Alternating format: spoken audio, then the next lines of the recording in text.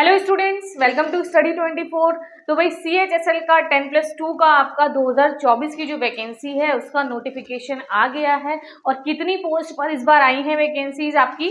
3712 post हैं इस बार आपकी। ठीक है, 3712 पोस्ट दी गई हैं। और आपको पता है लास्ट ईयर आपकी कम थी, इस बार उससे थोड़ी सी ज्यादा आपको देखने को मिली है। तो एक गुड न्यूज ये भी आपके लिए है। दूसरा, सबसे पहले तो मैं ये बोलना चाहूंगी जो इसकी स्टार्टिंग डेट थी, ठीक है, स्टार्टिंग डेट या क्या थी इसकी, 8 अप्रैल से। ठीक है, फॉर्म आप कब से भर सकते हैं, बेसिक चीज एक बार देख लेते हैं कि भाई कब से आप फॉर्म भर सकते हैं अपना। तो 8 अप्रैल से ये फॉर्म स्टार्ट हो चुके हैं आपके 10+2 के, और आप 7 मई तक इसको भर सकते हैं। लगभग 1 महीने का पूरा आपको टाइम मिल रहा है। तो आपको ये नहीं करना है कि भाई 7 मई तक है तो चलो 4-5 मई में भरते हैं। देखिए सर्वर डाउन हो जाता है, फिर आप फॉर्म सही से नहीं फिलअप कर पाएंगे, आपके हाथ से एक अच्छी वैकेंसी चली जाएगी। तो ऐसा आपको नहीं करना है कि बिल्कुल लास्ट डेट का इंतजार करना है। बहुत ज़्यादा टाइम है अभी आपके पास। जल्दी से जल्दी आप 15-20 तारीख तक आराम से अपना फिल कर लीजिए। फीस जिसकी सबमिट होनी है फीस सबमिट कर लीजिए, और फॉर्म को एकदम कंप्लीट कर लीजिए, जिससे आपको सर्वर इशू का कोई भी देखने को ना मिले। क्योंकि लास्ट टाइम पे भी ऐसा बहुत से बच्चों का फॉर्म रह गया था लास्ट डेट के चक्कर में, कि अभी तो बहुत टाइम है, आराम से फिलअप कर लेंगे। ठीक है, तो 8 अप्रैल से स्टार्ट हो गए हैं, 7 मई तक आपको फॉर्म भरने हैं। ये बेसिक चीज देखिए, साइड में आपको नोटिफिकेशन का ये जो मैं बता रही हूँ ये भी क्रॉप करके लगा दे रही हूँ, और नोटिस तो आपको मिल ही जाएगा साइट पर। आपको पता है न्यू साइट हो गई है SSC की अब। ठीक है, और देखिए क्या है, आपका ऑनलाइन फी पेमेंट भी आपका 8 मई तक आपका रहने वाला है। लास्ट डेट जो फीस पेमेंट के लिए है वो 8 मई है, एक दिन आपका इसमें इंक्लूड कर दिया है, उन्होंने बढ़ा दिया है। ठीक है, और आपका क्या है, date of window for application form correction. देखिए आपका फॉर्म में कोई मिस्टेक हो गई है तो 2 दिन आप उसको करेक्ट कर सकते हैं। कौन से दिन? 10 और 11 मई में। ठीक है, 10 और 11 मई में अगर आपका बाई चांस फॉर्म फिल हो गया है और कोई मिस्टेक हो गई है तो तुरंत आप नहीं, 10 और 11 2 दिन आपको मिलेंगे, उनमें आप अपना करेक्शन कर सकते हैं फॉर्म पे। ठीक है, और डेट आपको वही जून जुलाई में आपका एग्जाम होने वाला है Tier 1 का। तो ये आपका बेसिक डिटेल्स जो थी साइड में मैंने लगा भी दिया है। आप लोग अच्छे से देखिए, कोई भी फॉर्म आए उसका अच्छे से सबसे पहले नोटिफिकेशन देखिए, क्योंकि नोटिफिकेशन में आपकी सारी डिटेल्स दे रखी होती हैं। जब आपका DV होता है, क्योंकि MTS का DV मैंने बहुत करीब से ऑब्जर्व किया, इतने सारे बच्चों से बात करके आप लोगों को पता है, एक एक इन्फॉर्मेशन मैं आपको देती थी, डॉक्यूमेंट वेरिफिकेशन कैसे क्या चल रहा है, ज्वाइनिंग प्रोसेस। तो क्या बच्चों को बेसिक चीजें नहीं पता है? क्यों? उन्होंने नोटिफिकेशन में सही से नहीं देखा कि भाई आपका कास्ट सर्टिफिकेट का क्या फॉर्मेट होने वाला है, क्रूशियल डेट क्या है वो भी हम लोग डिस्कस करेंगे, सिलेक्शन प्रोसेस, सिलेबस, ये सब चीज़ें आपकी क्या रहने वाली है, कट ऑफ किस पर आपकी लगने वाली है। तो ये सब चीज़ें बच्चे ध्यान से नहीं देख रहे हैं। ठीक है, नोटिफिकेशन आप लोग सही से नहीं पढ़ते हैं कि क्रूशियल डेट आपके नोटिस में ही इंक्लूड होती है, और फिर बाद में बच्चे कहते हैं मैम मेरा OBC नहीं बन पाया है या EWS, तो क्या कर सकते हैं। ठीक है, तो ये इशू आपको ना फिर से सामने आए आपके, इसलिए अच्छे से नोटिफिकेशन पढ़िए, सारी चीजें इसमें आपकी इंक्लूड होती हैं। ठीक है, चलिए तो ये तो बात हो गई आपकी जो आपका किस डेट से स्टार्ट हो रहा है फॉर्म, कौन सी लास्ट डेट है, बेसिक आपका। ठीक है, पे स्केल आपको पता है, देखिए ये भी मैं साइड में लगा दे रही हूँ, सब जो भी मैं बोल रही हूँ साइड में आप इसको पढ़ते भी रहेंगे नोटिस में से। LDC भाई लोअर डिविजनल क्लर्क है आपका, जूनियर सेक्रेटरीट असिस्टेंट जैसे आपका, इनका पे लेवल 2 रहता है। फिर DEO है यानी कि डेटा एंट्री ऑपरेटर है, लेवल 4 और लेवल 5। फिर data entry operator grade A, 3 post आपकी समझिए इधर, ये लेवल 4 की है, लेवल 5 भी है आपका है, और लेवल 2 आपका LDC। ठीक है, वैकेंसीज अभी मैंने आपको बताया 3712 आपकी पोस्ट आई हैं इस बार। ठीक है, फिर आपका ये सारी चीजें और दे रखी हैं, आप लोग अच्छे से नोटिस पढ़ लीजिएगा। मेन पॉइंट्स मैं आपको बता दे रही हूँ, जिससे आपको अच्छे से नोटिस को जो है, जो मेन पॉइंट्स हैं वो आपको समझ में आ जाए। ठीक है, पूरी वीडियो को एंड तक देखिएगा, कोई क्वेरी रहे आप मैसेज या कॉल कर सकते हैं, और आपका कोई भी डाउट रहता है आप बिल्कुल पूछिएगा। और टेलीग्राम ग्रुप में भी ऐड हो जाइएगा, लिंक डिस्क्रिप्शन बॉक्स में मेंशन है, काफ़ी सारे बच्चे वहाँ पर ऐड हैं, आप लोग भी ऐड हो जाइएगा। और पूरी वीडियो एंड तक देखना ताकि आपका कोई डाउट रहे तो वो क्लियर हो जाए। ठीक है, ये तो आपकी बेसिक चीजें हो गई आपकी। ठीक है, फिर एज लिमिट पे एक बार फोकस कर लेते हैं कि एज लिमिट आपकी कब से काउंट होगी।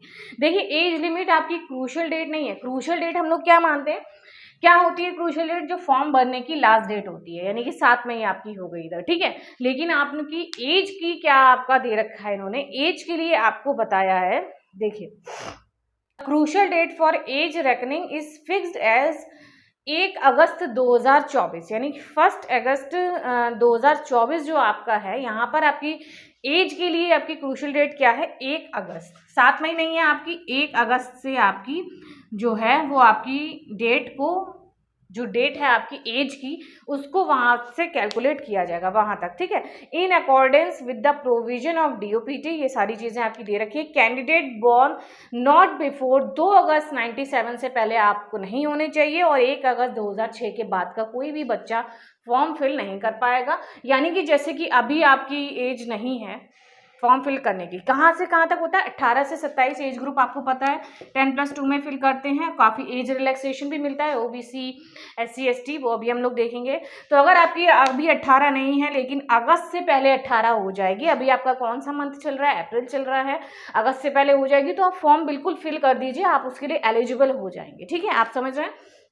तो इस तरीके से आप देख सकते हैं, क्योंकि एज का जो कैलकुलेशन है वो 1 अगस्त तक करा जा रहा है आपका, तो बिल्कुल आप लोग भर सकते हैं अगर आपकी 18 एज अभी नहीं हुई है, लेकिन अगस्त तक आपकी हो जाएगी। और देखिए किसे किसे रिलैक्सेशन मिलता है एज में।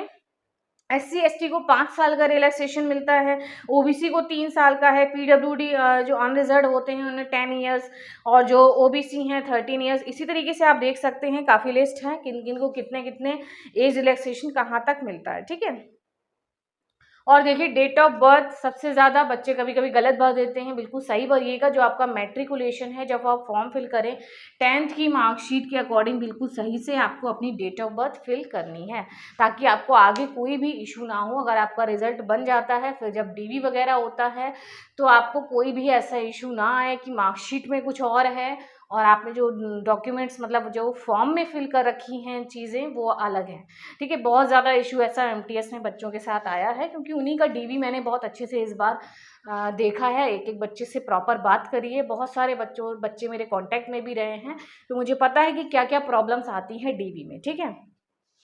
ठीक है, और ये आपका हो गया डेट ऑफ बर्थ, आप कब से देख सकते हैं। और देखिए, हाँ, और आपका ये क्या दे रखा है एक्स सर्विसमैन के लिए, कि कौन कौन एक्स सर्विसमैन में आते हैं वो आप लोग पढ़ लेंगे, ठीक है। एज रिलैक्सेशन आपका सब कुछ दे रखा है यहाँ पर। चलिए और देख लेते हैं, हमारा यहाँ पर देखिए इसेंशियल एजुकेशनल क्वालिफिकेशंस, क्वालिफिकेशन आपकी क्या मांगी गई है, इसेंशियल, ठीक है। ये भी आपका क्या होना चाहिए 1 अगस्त तक। देखिए डेट आपकी DOB और एजुकेशनल क्वालिफिकेशन के लिए आपकी जो क्रूशल डेट समझिए वो क्या है 1 अगस्त 2024, ठीक है।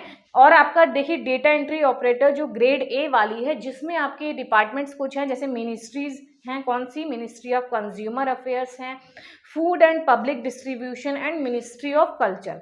इनमें आपका क्या मांगा गया है? 12th standard pass in science stream, यानी कि PCM मैथ्स आपकी मांगी गई है, PCM से आपका क्वालिफाई होना चाहिए 12th, ठीक है। और LDC JSA और DEO जो आपकी इन वाली मिनिस्ट्रीज में नहीं है, DEO वाली वैकेंसीज इन वाले डिपार्टमेंट्स में, उनके लिए नॉर्मल आपका 12th पास होना चाहिए, उसमें स्पेशली ये नहीं है कि आपको साइंस स्ट्रीम से ही होना है, ठीक है। The candidate who have appeared in their 12th standard or equivalent examination can also apply, यानी कि अगर आप appearing हैं अभी 12th में, अगर आपका 1 अगस्त तक सब कुछ फाइनल हो जाता है तो भी आप फॉर्म भर सकते हैं, ठीक है। appearing वाले बच्चे भी फॉर्म फिल कर सकते हैं, ठीक। ये तो आपकी बात हो गई कि आपको क्या क्या इसमें एजुकेशन क्वालिफिकेशंस चाहिए हैं, 12th मांगा गया है, 10+2 की आपकी जॉब है ये, ठीक है। और देख लेते हैं, चलिए आपको पता है फीस तो वही है आपकी 100 रुपीज़, और आपकी जिनके लिए एग्जाम्प्ट है वो कौन से होते हैं? SC ST फीमेल ESM, इन सब के लिए एग्जाम्प्ट होती है आपकी फीस, ठीक। और आपका क्या यहाँ पर दे रखा है, देखिए ये जो प्रोफार्मा की जो मैंने आपको बात करी थी वीडियो की स्टार्टिंग में, कि सारी चीज़ें आपकी नोटिफिकेशन में होती हैं, कास्ट सर्टिफिकेट को लेके सबसे ज़्यादा इशू रहा है DV में, ठीक है, कि बच्चों के पास प्रॉपर फॉर्मेट में उनका कास्ट सर्टिफिकेट नहीं है, क्रूशल डेट से पहले का नहीं है, क्रूशल डेट के बाद का है, जिस वजह से उनको DV में प्रॉब्लम हुई है। तो देखिए पूरा नोटिस आपका दिया हुआ है, और इसमें सबसे नीचे जब आपका नोटिस कंप्लीट हो जाता है, फिर आपके सारे फॉर्मेट हैं किस किस के, OBC का, SC ST EWS। तो अगर आपका अभी भी नहीं है OBC सही से प्रॉपर बना हुआ, तो ये फॉर्मेट निकलवा कर आप लोग भर लीजिएगा, क्योंकि क्रूशियल डेट जो होती है OBC के लिए वो आपकी जो फॉर्म भरने की लास्ट डेट है वही होगी। इसको मैं अभी आपको बता रही हूँ कि क्या लिखा हुआ है यहाँ पर। देखिए 6.4 वाला जो पैरा है उसमें देखिए कि crucial date for claim of SC ST OBC EWS PWD status और any other benefit fee concession reservation जो भी आपको लेना है will be the closing date for receipt of online applications. ठीक है, closing date of online application आपकी क्या है 7th में। अभी आपके पास 1 महीने का टाइम है। अगर आपके पास अभी भी कोई भी कास्ट सर्टिफिकेट का अगर आप एज रिलैक्सेशन लेना चाह रहे हैं या आप किसी भी चीज़ का बेनिफिट लेना चाह रहे हैं अपनी कास्ट का, तो आपके पास प्रॉपर सर्टिफिकेट होना चाहिए। फॉर्मेट नहीं पता है तो फॉर्मेट इन्होंने नोटिफिकेशन में दिया है। 1 महीना था है अभी आपके पास, मतलब तो आप अच्छे से अपना कास्ट सर्टिफिकेट बनवा लीजिए, क्योंकि फिर क्रूशल डेट के बाद होगा तो फिर प्रॉब्लम हो जाती है। हुई भी है काफ़ी बच्चों को MTS में और भी CHSL में भी बच्चों को। ठीक है, इसलिए आप क्या करेंगे, अपना कास्ट सर्टिफिकेट अच्छे से बना लीजिएगा। सबसे ज़्यादा यहीं पर प्रॉब्लम देखने को मिलती है। फॉर्मेट आपको दिया हुआ है, निकलवाइए, प्रॉपर साइन करवाइए, उसको भरवा मतलब कंप्लीट कर लीजिए, ताकि 7 महीने से पहले आपका जो कास्ट सर्टिफिकेट है वो हो जाए। ठीक है, क्योंकि क्रूशल डेट आपकी क्या होती है, जो लास्ट डेट है फॉर्म फिल करने की। ठीक है, और आपका देखिए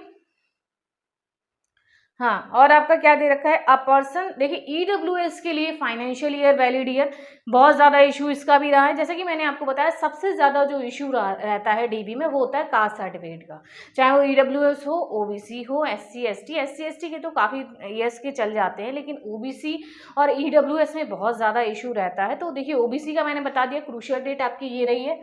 ठीक है, लेकिन EWS में क्या होता है, आपका वैलिड ईयर होता है और फाइनेंशियल ईयर होता है। तो इन्होंने आपका क्या दे रखा है यहाँ पर कि a person seeking appointment on the basis of reservation to EWS must ensure that the possesses the income and asset certificate valid for the financial year 2024 से 25, यानी कि जो आपका चल रहा है ये आपका क्या होगा, वैलिड ईयर। और वैलिड ईयर से 1 साल पहले का आपका क्या होता है, फाइनेंशियल ईयर। फाइनेंशियल ईयर इन्होंने क्या दे रखा है, 23-24, यानी कि जो भी बच्चे हैं EWS का फॉर्म फिल करेंगे उनके लिए EWS का अगर आप रिलैक्सेशन लेना चाह रहे हैं उसमें अपने कास्ट के लिए, तो वैलिड ईयर आपका क्या होगा 24-25, और फाइनेंशियल ईयर आपका 1 साल इससे पहले का होता है, यानी कि 23-24। ठीक है, अच्छे से बनवा लीजिए ये वाला अपना सर्टिफिकेट और सारे डॉक्यूमेंट्स को फटाफट से रेडी कर लीजिए, ताकि जब आपका सिलेक्शन हो और DV के लिए जब आप जाएं तो किसी को भी कोई भी प्रॉब्लम ना हो। सारी चीज़ें देखिए नोटिस में आपकी दे रखी होती हैं, फिर भी बच्चों को नहीं पता होता है कि क्रूशल डेट क्या मांगी गई है, फाइनेंशियल ईयर क्या मांगी गई है, वैलिड ईयर क्या है। ठीक है, ये सब क्या होता है। ठीक है, तो ये सब आपका नोटिस में है, अच्छे से नोटिस पढ़ा करिए जब भी कोई वैकेंसी आया करे। ठीक है, तो ये तो बेसिक आपके पॉइंट्स हो गए, और इनका फॉर्मेट आपका जो है वो आपका दे रखा है फॉर्म, ये पूरे नोटिस के नीचे सभी के फॉर्मेट्स आपको दिए हुए हैं, कास्ट सर्टिफिकेट का, ESM का, आपका जो भी है। ठीक है, एक्स सर्विसमैन, सभी चीज़ों का, आपका PWD कैटेगरी के हैं तो उनका दे रखा है, आप लोग अच्छे से देख लीजिएगा। ठीक, चलिए और हम लोग देख लेते हैं, अब हमारा आ गया है कैसे अप्लाई करना है, वो सारी चीज़ें हैं। देखिए कोई भी आपका फोटोग्राफ ब्लर नहीं होना चाहिए। आपको पता है लाइव फोटो होता है, मैंने आपको बताया भी था कि न्यू OTR हो रहा है, आपको फोटोग्राफ अपलोड नहीं करनी है, मतलब स्कैन करके नहीं करनी है। अब आपका लाइव फोटो होगी तो अच्छे से फोटो लीजिएगा, ताकि ब्लर का कोई इशू ना आए या कोई भी। देखिए फोटोग्राफ्स का भी बहुत मिसमैच का हुआ था, उस वजह से इन्होंने ये करा है, लाइव फोटोग्राफ आपकी होगी। ठीक है, अच्छे से फोटोग्राफ वगैरह अपनी करिएगा, लाइटिंग में प्रॉपर, और कैप वगैरह मत लगाइएगा।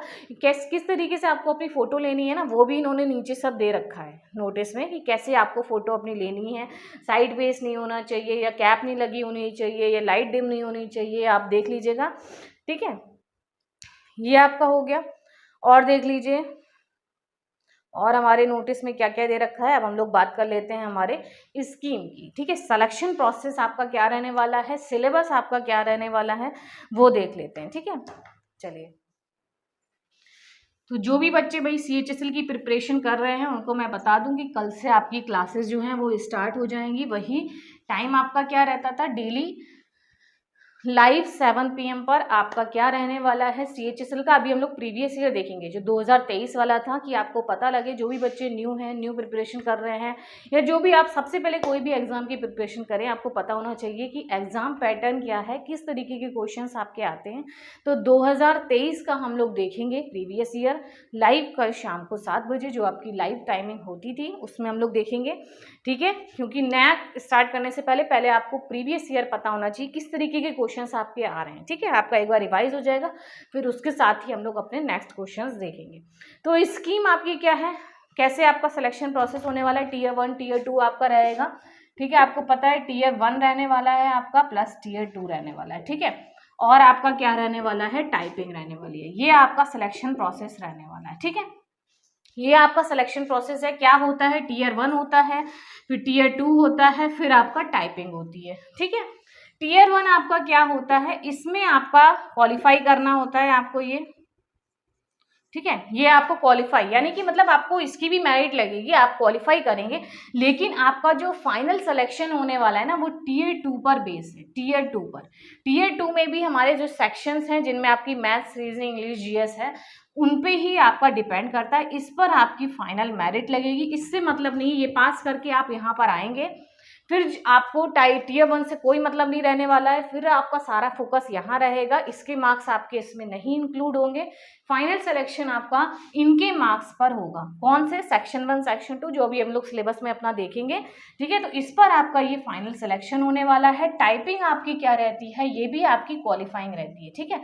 ये आपकी क्या रहती है, क्वालिफाइंग। इससे पास करना आपको बहुत ज़रूरी है। कंप्यूटर होता है उसको पास करना बहुत ज़रूरी है। इसमें अगर आप फेल हो गए तो यहाँ की मेहनत और यहाँ की मेहनत सब आपकी बेकार हो जाएगी, इसलिए कंप्यूटर अच्छे से पढ़िएगा। टाइपिंग में काफ़ी बच्चे रह जाते हैं, इधर उनका बढ़िया हो जाता है, ऑब्जेक्टिव क्वेश्चंस टाइपिंग में फेल हो जाते हैं। अच्छे से प्रिपरेशन करिएगा टाइपिंग की, ठीक है। तो ये आपका सिलेक्शन प्रोसेस है, किस तरीके से आपका रहने वाला है। एक बार हम लोग सिलेबस देख लेते हैं। टीयर 1 का क्या सिलेबस रहेगा, देखिए वही बेसिक आपका, ठीक है। देखिए साइड में मैं लगा भी दे रही हूँ और यहाँ पर लिख भी दे रही हूँ कि टीयर 1 में आपका क्या आता है, वही आता है। इंग्लिश हो गई, ठीक है, आप देख पा रहे होंगे यहाँ पर इंग्लिश हो गई, जनरल साइंस हो गई आपकी, जनरल इंटेलिजेंस हो गई, यानी कि आपका क्या हो गया, ये क्या है आपका, रीजनिंग हो गई, ठीक है, जीएस हो गई और आपकी मैथ्स हो गई, ठीक है। क्वांटिटेटिव एप्टीट्यूड वही आपका मैथ्स हो गया। सभी के आपके कितने कितने क्वेश्चंस आने वाले हैं, कितने कितने क्वेश्चंस आपके यहाँ पर देखने को मिलेंगे, 25, 25, 25 और 25, यानी कि टोटल आपके क्वेश्चंस कितने हो रहे हैं यहाँ पर, देखिए टोटल आपके यहाँ पर कितने क्वेश्चंस हो रहे हैं, 100 क्वेश्चंस हो रहे हैं। लेकिन आपके मार्क्स कितने के हैं, 25 क्वेश्चन, यानी कि एक क्वेश्चन आपका 2 नंबर का है, एक क्वेश्चन आपका 2 नंबर का है, यानी कि टोटल 100 क्वेश्चंस आपके कितने के हो गए हैं, 100 क्वेश्चंस आपके हो गए हैं यहाँ पर, ठीक है। कितने के हो गए हैं, 50 नंबर, ये 50 50 50 50 100 क्वेश्चन आपके 200 नंबर के हो रहे हैं। 200 नंबर में आपका इसका टीयर 1 आपका रहने वाला है, ठीक है। अच्छे से प्रिपरेशन करिएगा क्योंकि यही आपका टीयर 2 तक आपको पहुंचाएगा, और टीयर 2 में भी आपके यही वाले जो सब्जेक्ट्स हैं इन्हीं पर फाइनल मेरिट आपकी बनेगी। तो ये नहीं है कि बस कुछ नंबर लाके हमें निकलना है, कुछ भी नहीं, इसमें अच्छे खासे नंबर की आपकी मेरिट लगती है, ठीक है। और अच्छे से आप अपना प्रिपरेशन करिए जिससे आपका टीयर 2 की भी प्रिपरेशन हो जाए, ठीक है। यहाँ पर लिखा भी है टाइमिंग आपको कितनी मिलने वाली है भाई, 100 क्वेश्चंस के लिए आपको 1 आवर मिलेगा, 60 मिनट्स आपको मिलेंगे। और नेगेटिव मार्किंग आपकी यहाँ पर कितनी रहने वाली है, 0.50 मार्क्स की, आधा नंबर जो है आपका इसमें 0.50 मार्क्स आपके कटेंगे। क्या कहा गया है यहाँ पर, देखिए the tier 1 examination will consist of objective type है, the questions will be set in English, सभी लैंग्वेजेस में आपके होंगे, ठीक है। और आपका क्या दे रखा है, there will be negative marking of 0.50 marks for each wrong answer, candidate are therefore advise to keep this in mind while answering the questions, ठीक है। तो आपका 2 नंबर का है और आपका क्या होगा समझिए 1/4 आपकी नेगेटिव मार्किंग होने वाली है यहाँ पर, ठीक है, 0.50। चलिए, और आपका यहाँ पर क्या बताया गया है, फिर ये तो आपका टीयर 1 हो गया, ये आपको अच्छे से क्वालिफाई करना है, मतलब पास करना है, मेरिट लानी है बढ़िया से, और फिर आप पहुँच जाएंगे टीयर 2 में। फिर ये पीछे का भूल जाइए, ठीक है, मतलब याद तो रखिए क्योंकि इसी में से क्वेश्चंस आपको मिल सकते हैं, यही आपके पैटर्न रहता है। लेकिन क्या है, फिर आपके इसके मार्क्स आपके नहीं जुड़ने वाले हैं, वो एक फ्रेश होगा, फिर टीयर 2 आपका, वो आपका फाइनल सिलेक्शन आपको दिलाएगा। तो ये तो आपका टीयर 1 हो गया। अब हम टीयर 2 को एक बार देख लेते हैं कि टीयर 2 का आपका क्या सिलेबस रहने वाला है। ठीक है, देखिए, हाँ, तो ये तो आपका टीयर 2 साइड में मैं लगा भी दे रही हूँ और यहाँ पर मैं लिख भी रही हूँ। ठीक है, टीयर 2 में आपका क्या होता है, 2 सेशंस होते हैं आपके। क्या क्या सेशन होते हैं, 2 सेशन होते हैं। एक आपका होता है सेशन 1, एक आपका होता है सेशन 1 और एक आपका होता है सेशन 2। ठीक है, 2 सेशन होते हैं, सेशन 1 और सेशन 2। इसमें आपका टीयर 2 जो होता है वो डिवाइड होता है। ठीक है, और सेशन 1 में भी आपका क्या रहता है, इसमें भी आपके सेक्शंस होते हैं। सेक्शन 1 होता है, इसमें भी आपके मॉड्यूल 1 2 होते हैं इस तरीके से। ठीक है, और फिर सेक्शन 2 होता है। क्या होता है, सेक्शन 2 होता है, सेक्शन 1 सेक्शन 2। और इसी तरीके से आपका सेशन वाला जो होता है, और सेशन इसका जो होता है सेशन 1 में सेक्शन 3 भी आता है। ठीक है, सेक्शन 3। अब इसमें क्या होता है, सेक्शन 1 जो होता है इसमें आपके कितने सेक्शन हो गए, सेक्शन 1 हो गया, सेक्शन 2 हो गया, सेक्शन 3 हो गया। और सेक्शन 2 जो होता है इसमें आपका सेक्शन 3 का जो मॉड्यूल मैंने बताया, सेक्शन 3 का मॉड्यूल 2 होता है। ठीक है, मॉड्यूल 2, यानी कि सेक्शन 3 के अंदर भी 2 पार्ट होते हैं, 1 2। तो एक मॉड्यूल इधर आता है, एक मॉड्यूल जाता है आपका सेक्शन सेकेंड में। ठीक है, ऐसे ही सब में आपके 2 मॉड्यूल्स होते हैं। यहाँ पर 2 मॉड्यूल सेक्शन 1 में, सेक्शन 2 में, सेक्शन 3 में। सेक्शन 3 में एक मॉड्यूल यहाँ होगा, फिर दूसरा मॉड्यूल आपका चला जाएगा सेशन 2 में, जो आपका क्या होता है, टाइपिंग से रिलेटेड। ठीक है, हाँ, तो सबसे पहले वही मॉड्यूल 1 और 2 आपका क्या रहने वाला है, मैथ्स एंड रीजनिंग। क्या रहती है इसमें, आपकी मैथ्स रहती है। ठीक है, और आपका रीजनिंग रहता है। क्या रहता है, मैथ्स और रीजनिंग। क्वेश्चंस आपके कितने होते हैं, 30 क्वेश्चंस इधर पूछे जाते हैं, रीजनिंग के भी 30 क्वेश्चंस पूछे जाते हैं। और आपके कितने मार्क्स के हो गए, यानी कि टोटल आपके क्वेश्चंस कितने हो गए, 60। और 3 नंबर का एक क्वेश्चन, यानी कि 180 मार्क्स आपके किसके हो गए, सेक्शन 1 के। इसी तरीके से सेक्शन 2 में 2 सब्जेक्ट्स आपके हो गए, क्या हो जाते हैं यहाँ पर, इंग्लिश एंड जीएस। ठीक है, इंग्लिश होता है एंड जीएस। देखिए वही है आपका टीयर 1 का पूरा सिलेबस रहता है ना। ठीक है, तो इसमें भी आपके कितने क्वेश्चंस आते हैं, इंग्लिश के आपके आते हैं 40 क्वेश्चंस और जीएस के आपके आते हैं 20 क्वेश्चंस। ठीक है, यहाँ पर भी 60 हो गए और ये भी आपके 3 नंबर का, यानी कि कितने हो गए, 180। यानी कि ये 180 और ये 180, टोटल कितने मार्क्स हो गए आपके, 360 मार्क्स। ठीक है, 360 मार्क्स आपके हो गए हैं। फिर आपका ये जो सेक्शन 3 का मॉड्यूल 1 होता है, इसमें आपकी कंप्यूटर होती है। ठीक है, क्या होता है, इसमें आपका कंप्यूटर होता है जो आपको क्वालिफाई करना होता है। इसके आपके मार्क्स जो हैं वो इंक्लूड नहीं होते हैं। कितने क्वेश्चंस आपके होते हैं, 15, और ये भी आपके 3 मार्क्स के, यानी कि 45। ये अलग नंबर होगा, ये हम इसमें इंक्लूड नहीं करेंगे। जो 180 प्लस 180 हैं इसमें हम इंक्लूड नहीं करेंगे 360 में। ठीक है, ये अलग है, ये आपको सिर्फ क्वालिफाई करना है 45।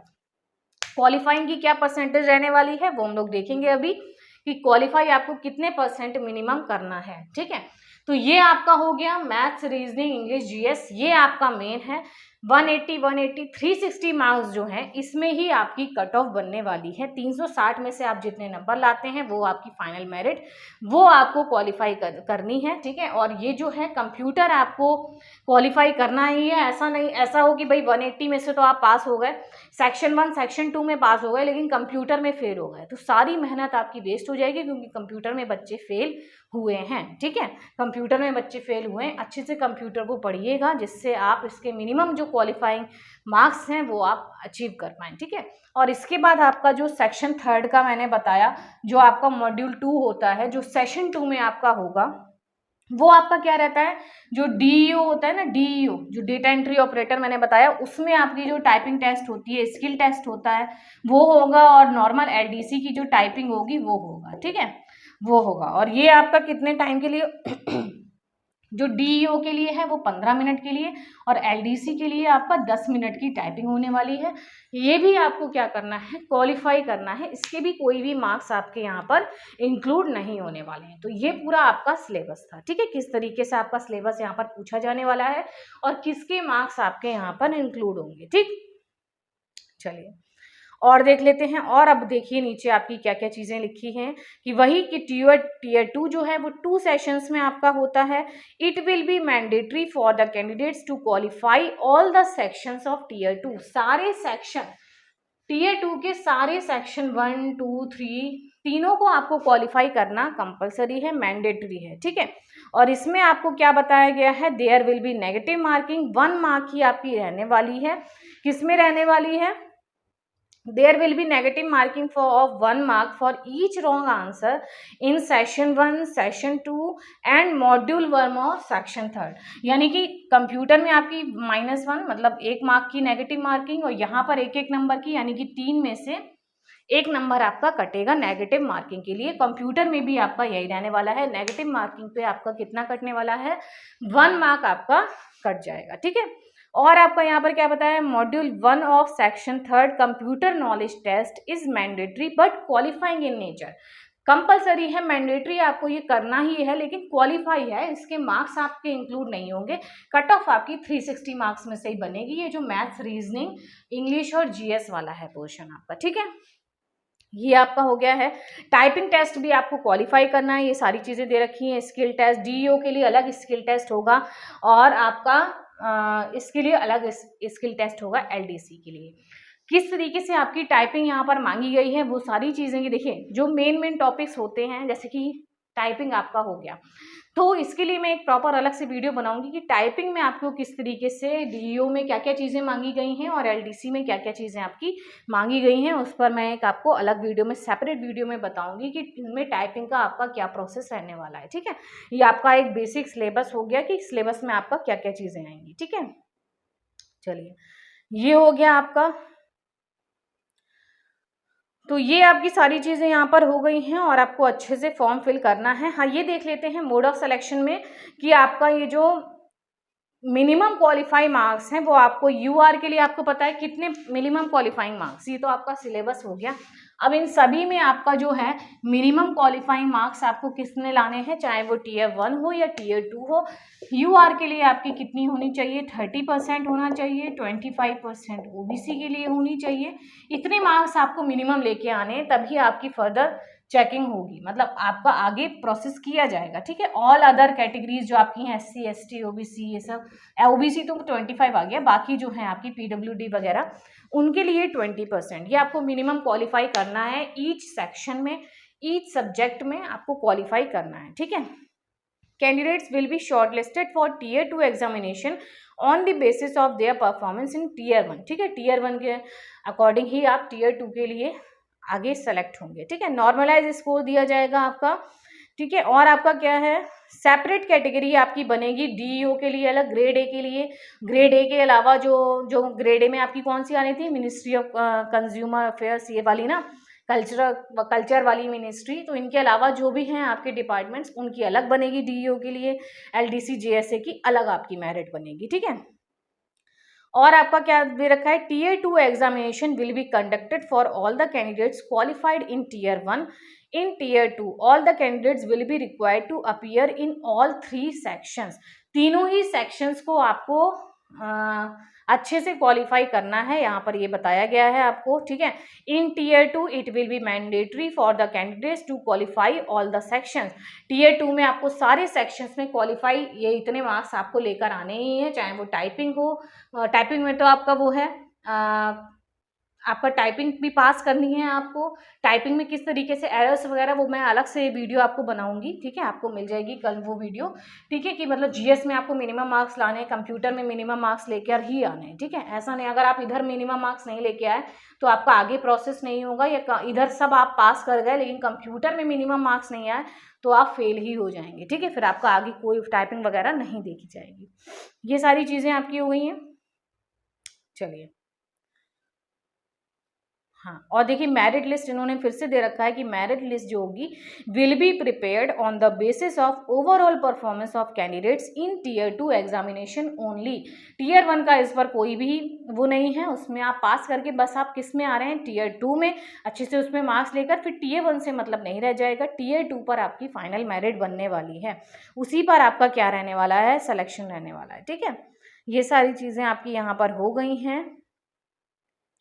चलिए, तो ये बेसिक चीज़ें, और मैं जैसा कि मैंने आपको बताया कि फॉर्मेट आपके यहाँ पर दे रखे हैं, देखिए ये आ गया, ठीक है। और सर्टिफिकेट आपके यहाँ पर आ गए हैं, क्या क्या चीज़ें दे रखी हैं, लेटर ऑफ अंडरटेकिंग है, और आपका, ठीक है, अंडरटेकिंग हो गया, procedure of filling online application आपको कैसे फिल करनी है, बच्चों को सब नोटिफिकेशन अच्छे से पढ़ना चाहिए, इसमें सारी चीज़ें देखिए आपकी यहाँ पर दे रखी होती हैं, ठीक है। किस तरीके से आपको अपना फॉर्म फिल करना है वो सब आपका दे रखा है, ऑनलाइन एप्लीकेशन फॉर्म, ठीक है। ये देखिए पूरा फॉर्म का प्रिंट वगैरह सब इन्होंने इसमें दे रखा है नोटिफिकेशन में। फ़ोटोज़ जैसा कि मैंने आपको बताया कि फ़ोटोज़ कैसे आपको खिंचवानी है, ठीक है, वो सब दे रखा है। अभी देखिए सर्टिफिकेट ऑफ डिसेबिलिटी है, EWS है, ESM है, ठीक है, ये सारे सर्टिफिकेट्स आपके दे रखे हैं। वैलिड फॉर द ईयर, जो पूरा फॉर्मेट है ऐसे ही आप इसको निकलवा कर फॉर्म फिल कर लीजिएगा। वैलिड ईयर, फाइनेंशियल ईयर मैंने आपको बता दिए हैं, ठीक है। तो ये आपका पूरा फॉर्म था CHSL का। आई होप आपके जो डाउट्स हों वो क्लियर हो गए हों। और बाकी जो टाइपिंग से रिलेटेड है या आपका प्रॉपर सिलेक्शन प्रोसेस पे मैं अलग भी एक वीडियो बनाऊंगी। मैंने इन्फॉर्मेशन देने के लिए आपको एक सेपरेट मतलब अलग से वीडियो बनाई, इसमें सारी चीज़ें इंक्लूड कर दी हैं।